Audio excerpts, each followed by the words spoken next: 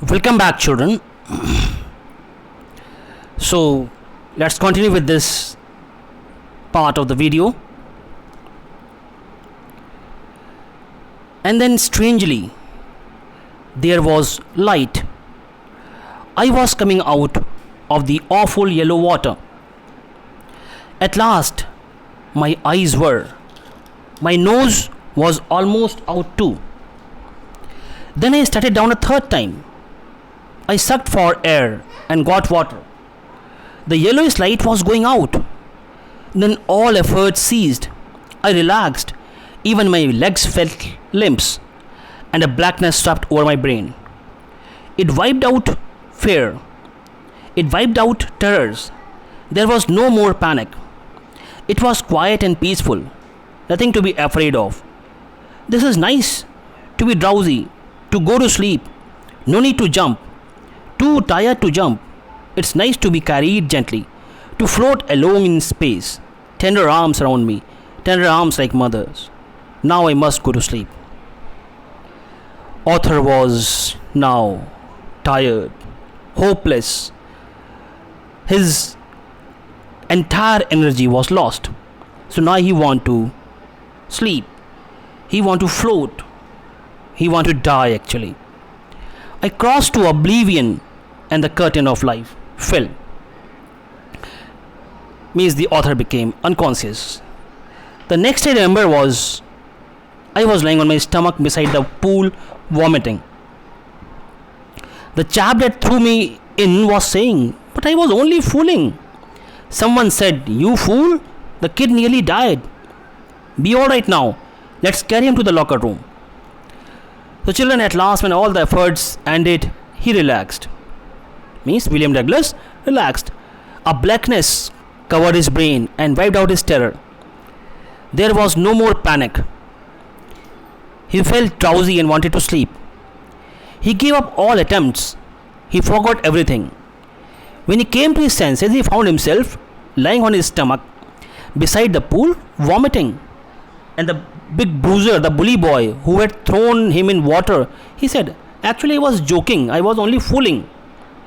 Someone said, "You fool, kid had nearly died." And then William Douglas was taken to the locker room. Several hours later, I walked home. I was weak and trembling. Trembling means shivering. I shook and cried when I lay on my bed. I couldn't eat that night. For days, a haunting fear was in my heart. The slightest exertion upset me, making me wobbly in the knees and sick to my stomach. So, the author walked home after several hours. He was very weak and shivering. He shook and cried when he lay on his bed. See, such a terrible experience which he had. He nearly escaped death. That's why he couldn't eat that night. He couldn't sleep that night. For days coming, a haunting fear took a permanent place in his heart. He never went back to the pool. He feared water and avoided it whenever he could.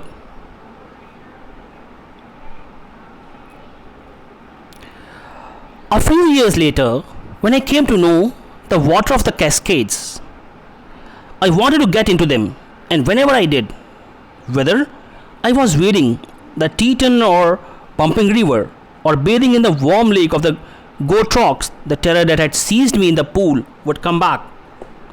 It would take possession of me completely. My legs would become paralyzed. Icy horror would grab my heart. This handicap stayed with me as the years rolled by. In canoes on main lakes, fishing for landlocked salmon.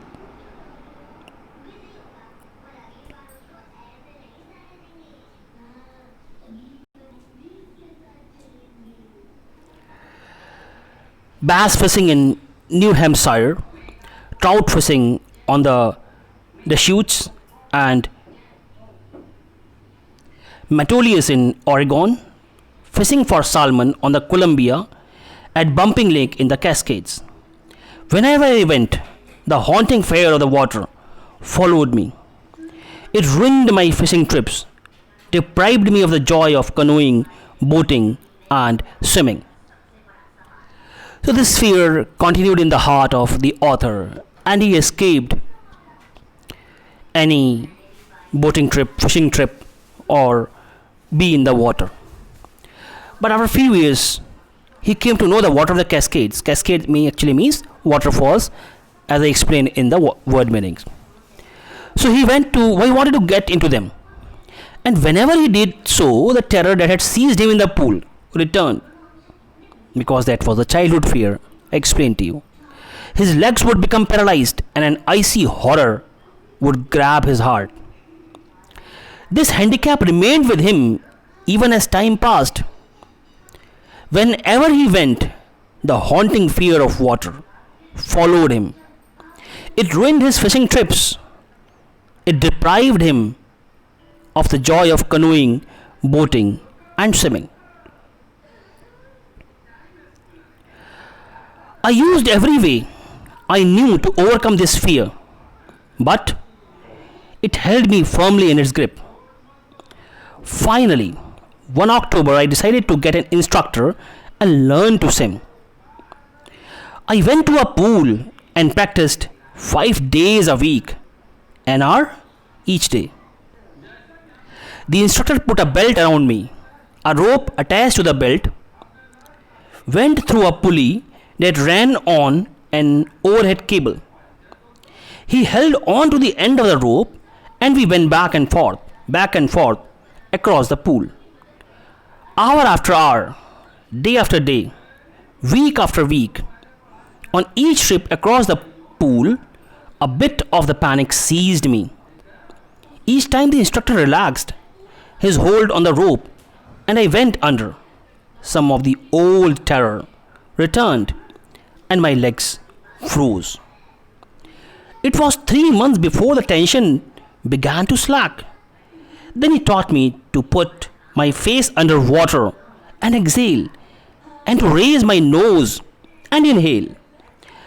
I repeated the exercise hundreds of times. Bit by bit, I shed part of the panic. Panic means fear that seized me when my head went under water. So the author used every method he knew to overcome his fear. Finally, he decided to get an instructor and learn to swim. He went to a pool and practiced 5 days a week, an hour each day. The instructor put a belt around him, a rope attached to the belt, went through a pulley on an overhead cable. He held on to the end of the rope. They went on this way for many weeks. On each trip across the pool, a bit of panic seized him.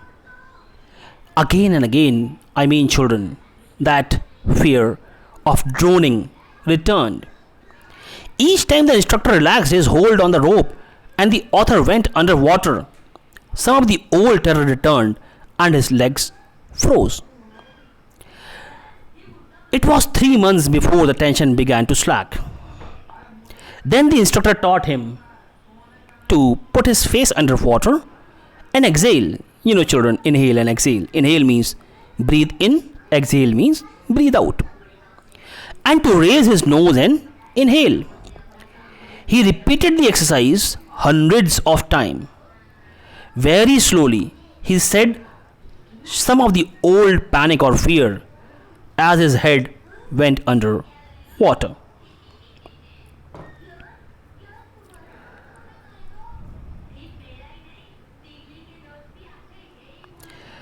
Next, he held me at the side of the pool and had me kick with my legs. For weeks, I did just that.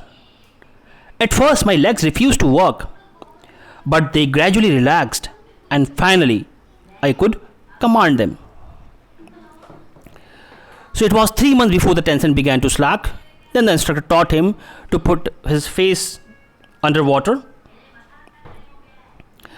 and exhale and to raise his nose and inhale. He repeated the exercise hundreds of times, and very slowly he said some of the old fear as his head went back under the water. Thus, piece by piece, he built a swimmer, and when he had perfected each piece, he put them together into an integrated whole. In April, he said, "Now you can swim. Dive off and swim in the length of the pool. Crawl stroke." So then the instructor held him at the side of the pool and had him kick with his legs. He did so for weeks. Gradually, his legs relaxed, and thus, piece by piece, or you can say step by step, he built a swimmer out of the same author who was once panicky by just listening about water. When he had perfected each piece, he put them together into an integrated whole. Means step by step, the instructor told him how to swim, and at last, in one go, he had to swim. He had started practicing in October and in April, and the trainer told him that he could swim. He asked the author to dive off and swim the length of the pool, and he began with the crawl stroke. I did. The instructor was finished. But I was not finished. I still wondered if I would be terror stricken when I was alone in the pool. I tried it. I swam the length up and down. Tiny vestiges of the old terror would return. But now I could frown and say to that terror, trying to scare me, "Hey, well, here's to you. Look," and off it would go for another length of the pool. This went on until July. But I was still not satisfied. I was not sure that all the terror had left. So I went to lake. See, this is cascade, waterfall, fishing. So I went to Lake Wentworth in New Hampshire, dived off a dock at Triggs Island, and swam 2 miles across the lake to Stamp Act Island. I swam the crawl, breaststroke, side stroke, and backstroke. Only once did the terror return when I was in the middle of the lake. I put my face under and saw nothing but bottomless water. The old sensation returned in miniature. I laughed and said, "Well, Mr. Terror, what do you think you can do to me?" It fled, and I swam on. When you swam alone in the pool, tiny remnants means remaining parts of the old terror would return. But now he could rebuke his terror. Rebuke means he could face angrily with his terror. This went on till July. He was still not satisfied, so he went to Lake Wentworth in New Hampshire. Then he dived off a dock at Triggs Island. He swam 2 miles across the lake to Stamp Act Island. He swam the crawl, breaststroke, side stroke, and backstroke. The terror returned only once when he was in the middle of the lake. He put his face under and saw nothing but bottomless water. He asked the terror what it could do to him, and it fled away.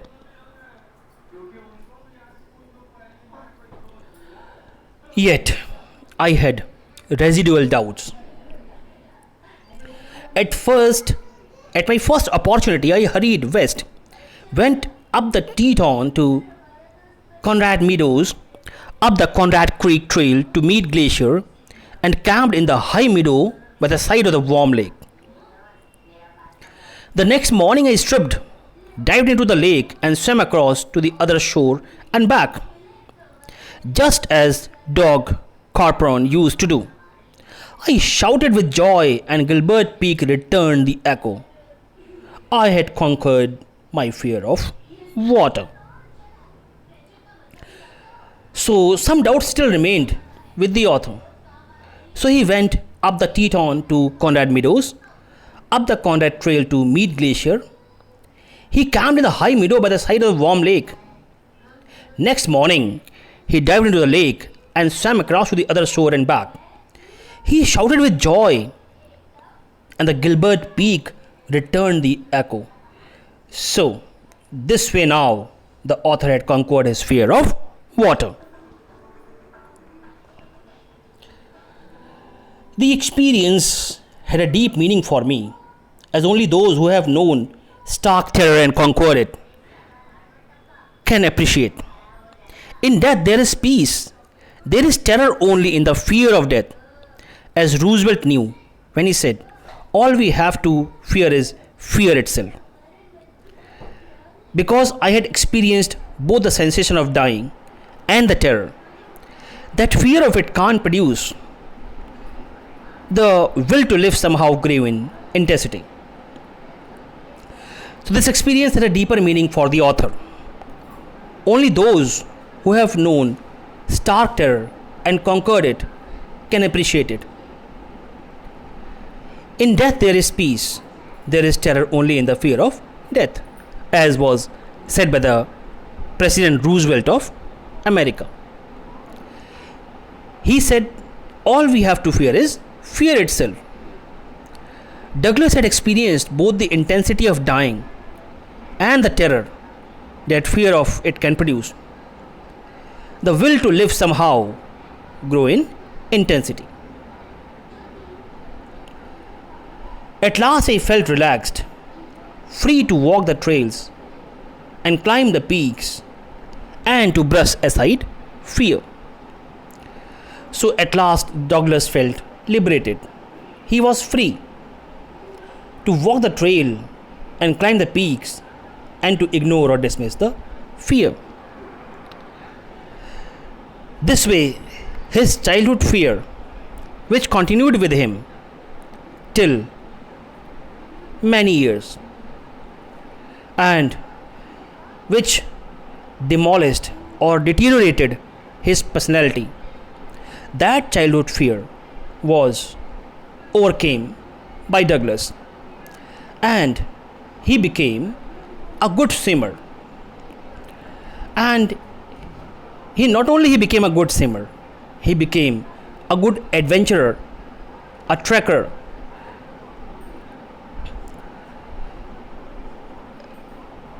So children, this chapter teaches you about fear, the effect of fear, and the consequences of fear. As you can see in the picture, the swimming strokes, but see the boy diving and say no to fear. Fear could come to us in various forms, not only in the way we are trying to swim. We have to overcome this fear. This fear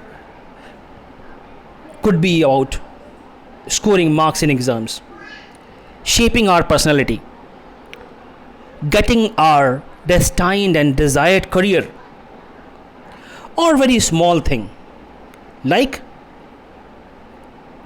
your handwriting. There could be various kinds of fear, but we have to say no to fear. And if there exists any kind of fear inside you, so there is nothing or any kind of fear is there which could not be overcome. But what you have to do till you overcome the fear, you have to maintain your sheer determination.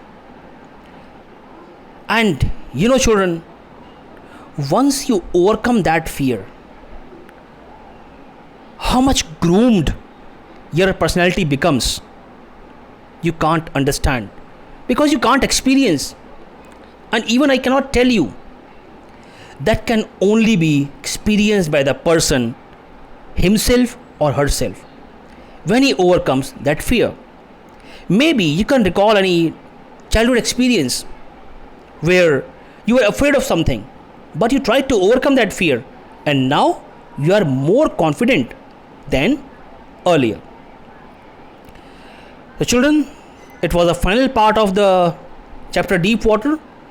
That's all in this chapter. Thank you.